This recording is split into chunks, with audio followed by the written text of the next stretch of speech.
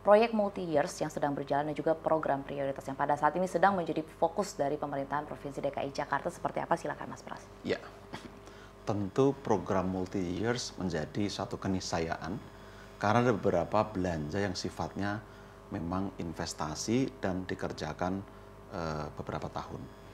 Nah, karena ada pemotongan anggaran, kemarin kami melakukan reposturing terhadap alokasi. Pembangunan gedung yang tidak terlalu mendesak, kami geser pelaksanaan di tahun berikutnya, mungkin di 2027. Nah, tahun depan kami punya beberapa proyek yang mempercepat penyediaan layanan ke publik, utamanya adalah rumah sakit. Jadi tahun depan kami akan memulai membangun 2 rumah sakit berstandar internasional atau tipe A sebagai upaya untuk menyediakan layanan kesehatan yang terbaik untuk masyarakat Jakarta dengan peralatan terbaik dan tenaga medis terbaik. Satu nanti ada di Cakung yang kemarin sudah groundbreaking, lalu Sumber Waras di Jalan Kiai Tapa itu juga sudah dimulai penyiapan dokumentasinya dan kami sudah koordinasi dengan Kementerian Kesehatan, bahkan juga sudah dengan Kemenko Perekonomian untuk dijadikan proyek strategis nasional, Mbak Dina. Nah, itu yang besar di awal tahun depan akan dilakukan. Selebihnya proyek multi-years yang dilakukan tentu di transportasi. Kami melanjutkan proyek MRT tadi untuk membangun konektivitas, maka kita fokus pada penyelesaian fase 2 untuk jalur Monas dan nanti ke kota. Lalu East West juga akan dimulai secara paralel untuk pengadaan tanah dan sebagainya. Itu butuh dukungan besar, maka kemarin kami sudah berkomunikasi ke pusat untuk bisa mendapatkan dukungan pembiayaan juga. Lalu yang berikutnya adalah penyediaan air.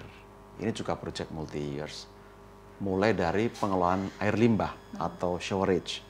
Kita sudah mulai ada 2, proyek pusat dan proyeknya Jakarta. Di Pluit tahun depan akan selesai dan itu bisa memberi air bersih untuk 1 juta orang. Sekarang juga kita mulai KPBU, proses visibility study dengan investor dari Korea untuk memastikan pengolahan limbah itu bisa mencakup seluruh wilayah di Jakarta karena ini akan menjadi bahan baku air bersih selain PAM sendiri. Nah, apa yang kami lakukan? Kami melakukan beberapa langkah terobosan. Satu, tadi memilih proyek-proyek prioritas. Kedua, menyusun timeline-nya berapa tahun. Karena anggaran cukup terbatas, maka kami perpanjang penyelesaiannya untuk yang proyek tidak terlalu mendesak. Tapi yang mendesak kita upayakan tempat waktu 2-3 tahun bisa diselesaikan. Lalu pembiayaannya, kalau APBD murni tentu akan berat. Maka tadi kami minta dukungan ke pusat, sekaligus membackup itu dengan pinjaman dan lain-lain, termasuk mengundang swasta untuk berpartisipasi dalam bentuk KPBU, Public Private Partnership. Lalu yang program prioritas seperti yang disampaikan oleh Pak Gubernur, kita mau fokus kepada infrastruktur fisik tapi yang sifatnya langsung berdampak, seperti tadi transportasi, lalu taman, aktivasi sentra ekonomi baru, lalu yang kedua yang terkait dengan warga. Itu yang mau kita perkuat investasinya. Apa itu? Program perlindungan sosial, Mbak. Ini prioritas. Karena tanpa perlindungan sosial yang kuat, warga juga dalam posisi yang rentan. Betul. Yang sedang kita kaji adalah bagaimana fenomena gig ekonomi itu bisa kita capture dan didudukkan dalam satu skema dukungan yang tepat. Contohnya driver ojol. Betul. Karena mereka itu mitra, bukan karyawan, kan berbeda ini skemanya. Nah, bagaimana kita bisa memberikan dukungan? Itu sedang kita desain.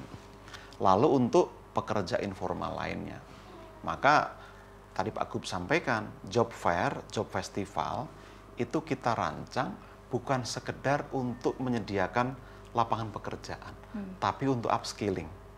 Kami mengidentifikasi di Jakarta ternyata lulusan SMK malah yang paling banyak menganggur. Kenapa? Ada mismatch antara jurusan yang ada dengan kebutuhan di dunia kerja, industri. Nah, sekarang kami lakukan upscaling, termasuk modifikasi kurikulumnya supaya menjawab kebutuhan di market. Dan kami juga sudah mendapat permintaan melalui beberapa perwakilan dari negara sahabat untuk mengirimkan tenaga kerja yang skillful dan sekarang sedang coba kami didik.